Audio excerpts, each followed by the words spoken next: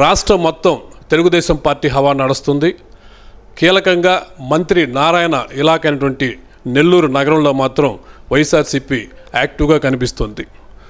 నెల్లూరు నగరం ఇన్ఛార్జి ఎమ్మెల్సీగా ఉన్నటువంటి పర్వతిరెడ్డి చంద్రశేఖర్ని అడిగి ఇక్కడ రాజకీయ పరిణామాలు, అలా ఇక్కడ చోటు చేసుకున్నటువంటి పేద ప్రజల మధ్య పోరాటాల గురించి మనం అడిగి తెలుసుకుందాం.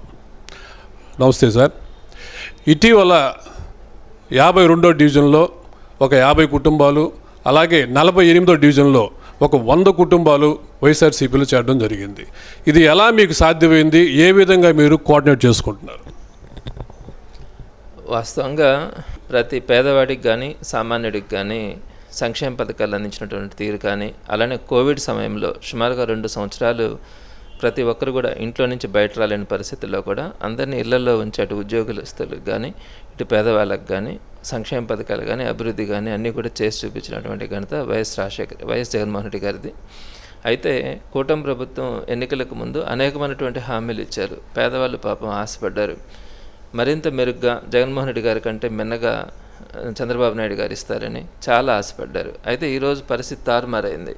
చంద్రబాబు నాయుడు గారేమో నా ఆదాయం వచ్చిన తర్వాత నేను పథకాలు ఇస్తానని చెప్పి ఆయన చెప్పడం కూడా జరుగుతూ ఉంది.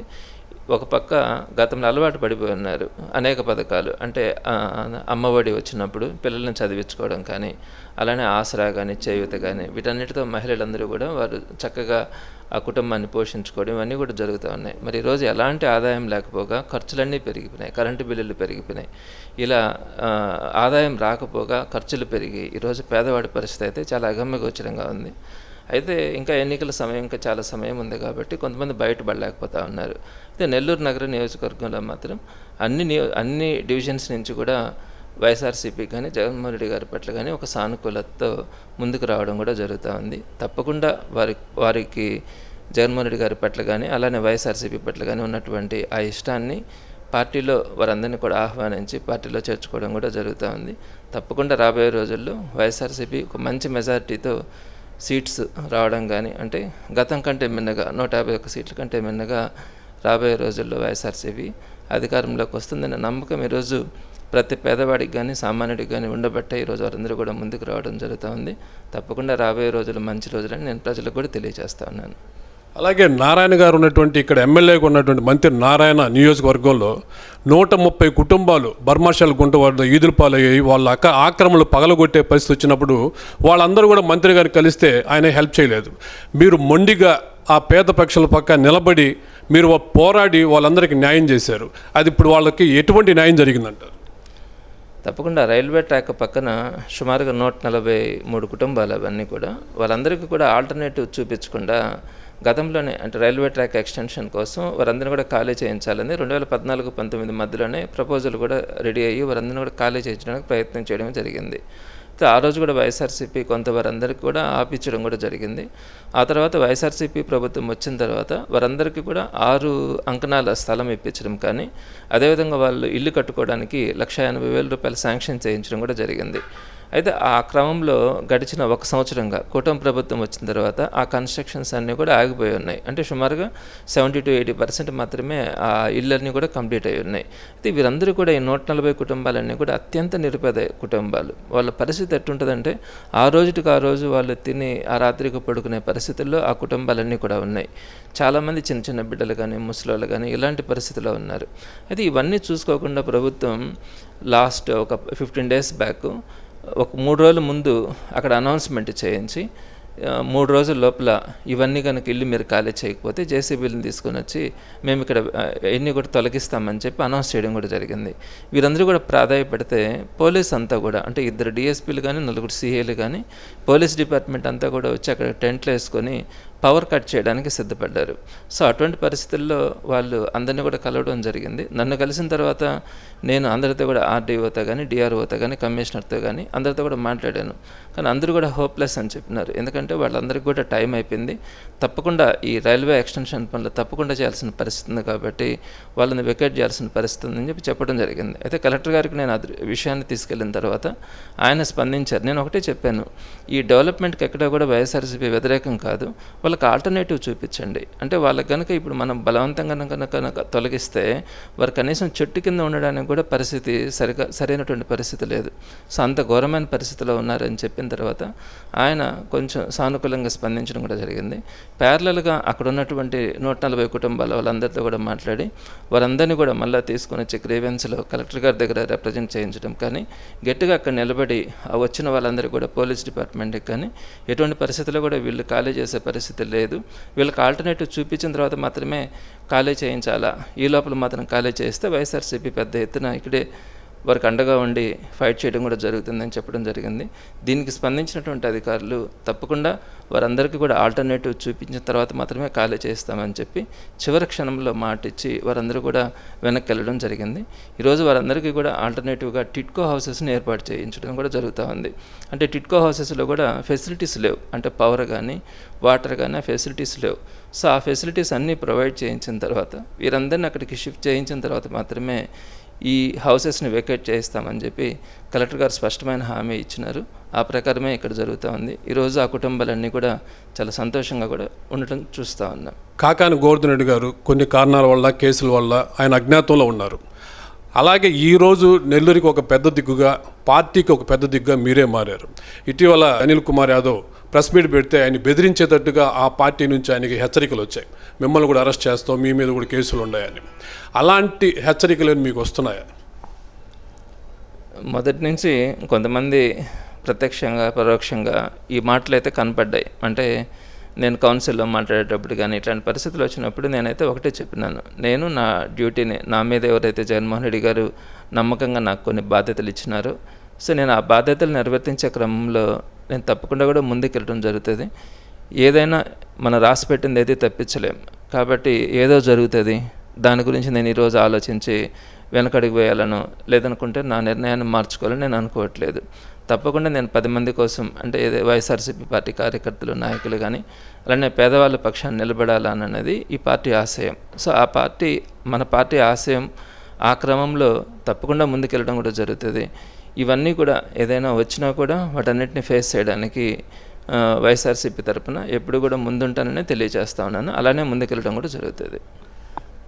2029 ఎన్నికల్లో నారాయణ గారికి పోటీ మీరే అనేది ఇక్కడ కన్ఫామ్ అయిపోయింది. నగరంలో మంత్రిగా వచ్చి నారాయణ ఎటువంటి ఇక్కడ అన్ని కార్యక్రమాలు చేస్తున్నారో అంతటి ప్రజాదరణ మిమ్మల్ని మేము చూస్తున్నాం. అధికారం లేకపోయినా కూడా ఎమ్మెల్సీ గారు వచ్చారంటే మీ వెనక ప్రజలు రావటం కానీ, మీకు ఎక్కువగా జనాలు వచ్చి మిమ్మల్నితో మాట్లాడడం కానీ అన్నీ కూడా ఒక అధికార పార్టీ ఏ విధంగా ఉంటుందో ఆ విధంగా మీకు కనిపిస్తోంది. ఈరోజు మీరు ఏ విధంగా ఫీల్ అవుతున్నారు? రేపు నారాయణ గారు మీరు పోటీ చేసుకున్నప్పుడు మీరు పోటీ చేసుకోగలుగుతారా? ఆయనతో మోటుకోగలుగుతారా? డెఫినెట్గా ఈరోజు నేను గత 10 నెలల నుంచి ఇన్ఛార్జ్గా ఉన్నాను. ఏ రోజు కూడా పార్టీకి సంబంధించినటువంటి కేడర్ కానీ, ప్రజలు కానీ సుమారుగా రోజు కూడా ఒక 100 మంది వరకు కూడా మీట్ కావడం జరుగుతుంది. నేను ఏ రోజు కూడా ప్రతిపక్షంలో ఉన్నాననే భావన అయితే నాకు కలగదు. అధికారంలో ఉంటే ఏ విధంగా అయితే ప్రజల నుంచి ఆదరణ కానీ, కార్యకర్తల నుంచి స్పందన కానీ ఉంటుందో అదేవిధంగా కూడా కనపడుతూ ఉంది. డెఫినెట్గా ఈ నమ్మకాన్ని, ఈ గౌరవాన్ని ఈ రాబోయే రోజుల్లో కూడా, ఈ ఎలక్షన్స్ ఏ రోజు వస్తే ఆ రోజు దాకా కూడా అందరినీ ఒక తాటి మీదకి తీసుకురావడానికి కానీ, ఎక్కడెక్కడైతే వైఎస్ఆర్సీపీ కేడర్ ఉందో, న్యూట్రల్ పీపుల్ ఉన్నారో వాళ్ళందరినీ పార్టీ పట్ల ఆకర్షితం చేయడానికి వారితో కలిసి ప్రయాణం చేయడం జరుగుతుంది. ఇక్కడ పార్టీలో ఒకరు పెద్ద ఒకరి చిన్న అన్నది ఉండదు. అందరం ఒక కుటుంబం లాగా కలిసే వెళ్తూ ఉన్నాం. ఈ క్రమంలో డెఫినెట్గా అవతల పార్టీ అపోజిషన్ నుంచి ఎవరు కంటెస్ట్ చేసినా కూడా, అది సమ్ మినిస్టర్ చేస్తారా, ఇంకొకరు చేస్తారా, ఎవరు చేసినా కూడా వైఎస్ఆర్సీపీ తరఫున గట్టిగా ఫైట్ చేయడానికి ఈరోజు పార్టీ క్యాడర్ కానీ, కార్యకర్తలు, ప్రతి కార్యకర్త కూడా సిద్ధంగా ఉన్నారు. తప్పకుండా రాబోయే రోజుల్లో నెల్లూరు సిటీ నియోజకవర్గమే కాదు, ఆంధ్ర రాష్ట్రంలోనే ఒక పెను విప్లవంలాగా వైఎస్ఆర్సీపీ గెలవబోతా ఉంది.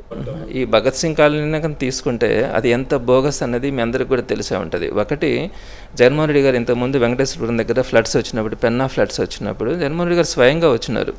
వచ్చి వెంకటేశ్వరం దగ్గర రివిట్మెంట్ వాల్ కట్టించినారు. ఏదైతే కృష్ణా రివర్ దగ్గర విజయవాడలో రివిట్మెంట్ వాల్ ఎలా అయితే కన్స్ట్రక్ట్ చేస్తూ ఉన్నారో అదేవిధంగా సెకండ్ రివిట్మెంట్ వాల్ని మన నెల్లూరులోనే జగన్మోహన్ రెడ్డి గారు వచ్చి స్వయంగా చూసిన తర్వాత 100 కోట్ల రూపాయలతో ఆ రివిట్మెంట్ వాల్ని శాంక్షన్ చేస్తున్నారు. అది జగన్మోహన్ రెడ్డి గారి యొక్క క్రెడిబిలిటీ. ఆయన వెంటనే కూడా చెప్పింది ఏంటంటే ఆ భగత్ సింగ్ కాలనీలో ఉన్నటువంటి వాళ్ళందరికీ కూడా పట్టాలు లేవని అన్నప్పుడు ఆ రివిట్మెంట్ వాళ్ళు కంప్లీట్ చేసి మీ అందరికీ కూడా నేను పట్టాలు ఇస్తానని చెప్పి జగన్మోహన్ రెడ్డి గారు ఆ రోజు స్వయంగా చెప్పారు. చెప్పిన తర్వాత ఆయన వెళ్ళిపోగానే వారందరికీ కూడా పొజిషన్ సర్టిఫికేట్స్ కూడా ఇష్యూ చేసినారు ఆ 1300 మందికి. అలానే రివిట్మెంట్ వాళ్ళు కూడా కంప్లీట్ చేస్తూ ఉన్నారు. ఆ రివిట్మెంట్ వాళ్ళు కంప్లీట్ చేసిన తర్వాత ఆ పక్కన ఒక రోడ్డు కూడా ఫామ్ చేసిన తర్వాత ఆ రోడ్డుకి తర్వాత ఉన్నటువంటి ఇళ్ళ అన్నిటికీ కూడా రెగ్యులర్ పట్టాలు ఇస్తానని చెప్పి ఆ రోజు చెప్పడం జరిగింది. ఆ క్రమంలో అక్కడ చూస్తే రివిట్మెంట్ వాళ్ళ కన్స్ట్రక్షన్ జరుగుతూ ఉంది, రోడ్డు వర్క్ జరుగుతూ ఉంది, వారందరికీ కూడా పొజిషన్ సర్టిఫికేట్స్ ఇచ్చినారు. ఈ గవర్నమెంట్ వచ్చిన తర్వాత ఆ రివిట్మెంట్ వాళ్ళని కంప్లీట్ చేయాలన్న చిత్తశుద్ధి వీళ్ళకి లేదు, ఆ రోడ్డుని కంప్లీట్ చేయాలన్న చిత్తశుద్ధి వాళ్ళకి లేదు.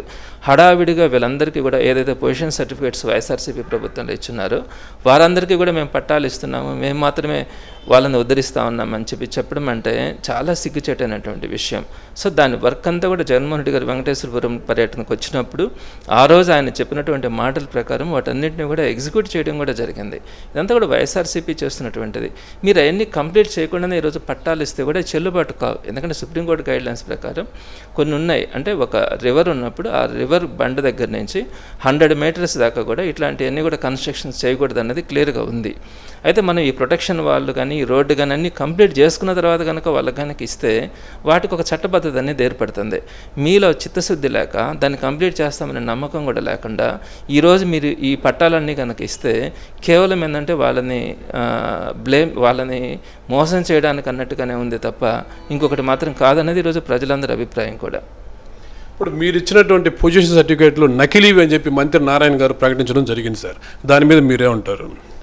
పొజిషన్ సర్టిఫికేట్స్ కూడా నా దగ్గర ఉన్నాయి. పొజిషన్ సర్టిఫికేట్స్ ఎంఆర్ఓ సిగ్నేచర్తో వారందరికీ కూడా ఇండివిజువల్గా అందరికీ ఇవ్వడం జరిగింది విత్ తహసీల్దార్ సిగ్నేచర్. అంటే ఆయన ఉద్దేశం ఏంటి? తహసీల్దార్ సైన్ నకిలీదనా లేకపోతే ఏంటి? ఏ విధంగా చెప్తా ఉన్నారు? ఒక పొజిషన్ సర్టిఫికేట్ అంటే ఏంటి? వాళ్ళని ధృవీకరిస్తున్నాం, వాళ్ళు ఆ ప్లేస్లో ఉన్నారన్నది ధృవీకరిస్తూ ఉన్నాం. ఆ తర్వాత వాళ్ళందరికీ కూడా పట్టాలు ఇస్తాము. దాన్ని కంప్లీట్ అయిన తర్వాత సుప్రీంకోర్టు గైడ్లైన్స్ ప్రకారం మనకి ఇబ్బందులు లేకుండా మనం చేయగలగాల, ప్రొటెక్షన్ వాళ్ళు కంప్లీట్ చేయగలగాలి. ఇవన్నీ చేసిన తర్వాత ఇస్తామని చెప్పడం జరిగింది. నకిలీవి ఏంటి? మాట్లాడే మాటలే నకిలీవి. మీరు చేస్తున్నటువంటి పనులు కానీ మీరు చేస్తున్నటువంటి ఓవర్ యాక్షన్స్ కానీ అవి నకిలీవి అయి ఉండొచ్చేమో కానీ వైఎస్ఆర్సీపీ చేసింది ఎప్పుడు కూడా నకిలీవని ప్రజలు కూడా ఎవరు అనుకోవట్లే. ఓకే సార్, చివరిగా ఈ నగర ప్రజలకి వైఎస్ఆర్ పార్టీ తరఫున మీరేం చెప్పాలనుకుంటున్నారు? నెల్లూరు నగర నియోజకవర్గం ఎప్పుడు కూడా వైఎస్ఆర్సీపీకి అత్యంత అనుకూలమైనటువంటిది. జగన్మోహన్ రెడ్డి గారన్నా రాజశేఖర రెడ్డి గారన్నా అభిమానం ఉంది. జిల్లా కూడా ఎప్పుడు కూడా డెవలప్ అయింది. అటు జగన్మోహన్ రెడ్డి గారి టైంలో డెవలప్ అయింది, ఆ తర్వాత రాజశేఖర రెడ్డి గారి టర్మ్లో కానీ జగన్మోహన్ రెడ్డి గారి టర్మ్లో కానీ మనకు ఆ డెవలప్మెంట్స్ కనిపించినాయి. మీరు చూస్తే కృష్ణపట్నం పోర్టుని ఎవరు తీసుకొచ్చినారు? ఈరోజు నెల్లూరు డెవలప్ అవుతా ఉందంటే ప్రధానమైనటువంటి కారణం కృష్ణపట్నం పోర్టు, దానికి సంబంధించి అనుబంధంగా వచ్చినటువంటి అనేక కంపెనీలు కానీ ఫ్యాక్టరీలు కానీ మనకు ఒక అసెట్. అలానే రెండో డెవలప్మెంట్ ఏంటి? శ్రీ సిటీ వచ్చిన దానివల్ల మనకి కొన్ని అనేకమైనటువంటి ఫ్యాక్టరీస్ అక్కడ రావడం కూడా జరిగింది. అక్కడ ఎంప్లాయ్మెంట్ కొన్ని వేల మందికి ఎంప్లాయ్మెంట్ జనరేషన్ జరిగింది. శ్రీ సిటీ ఎవరు తీసుకొని వచ్చినారు? రాజశేఖర రెడ్డి గారు తీసుకొచ్చినారు.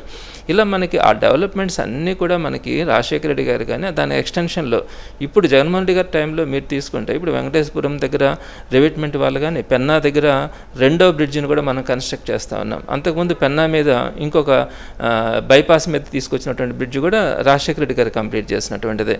ఇక్కడ మినీ బైపాస్లో తీసుకుంటే ఫ్లైఓవర్ కూడా జగన్మోహన్ రెడ్డి గారి టైంలోనే. అలానే మనకు సర్వేపల్లి కెనాల్ రివిట్మెంట్ కానీ జాఫర్ సాహెబ్ కెనాల్ రివిట్మెంట్ కానీ అక్కడ మైపాడ్ రోడ్డుని మనం 60 ఫీట్ రోడ్డు వేసుకోవడంలో కానీ ఇట్లా అనేకమైనటువంటి, అదేవిధంగా నెల్లూరు బ్యారేజ్ ప్రారంభించింది రాజశేఖర రెడ్డి గారి టైంలో, దాన్ని కంప్లీట్ చేసింది జగన్మోహన్ రెడ్డి గారి టైంలో. అలానే సంగం బ్యారేజ్ కానీ ఇట్లాంటి అన్ని డెవలప్మెంట్ యాక్టివిటీస్ కూడా అటు జగన్మోహన్ రెడ్డి గారి గవర్నమెంట్లో కానీ రాజశేఖర రెడ్డి గారి గవర్నమెంట్లో కానీ ఈ రెండిట్లో కూడా జరిగినాయి. కాబట్టి అందరిలో కూడా అభిప్రాయం అయితే ఉంది.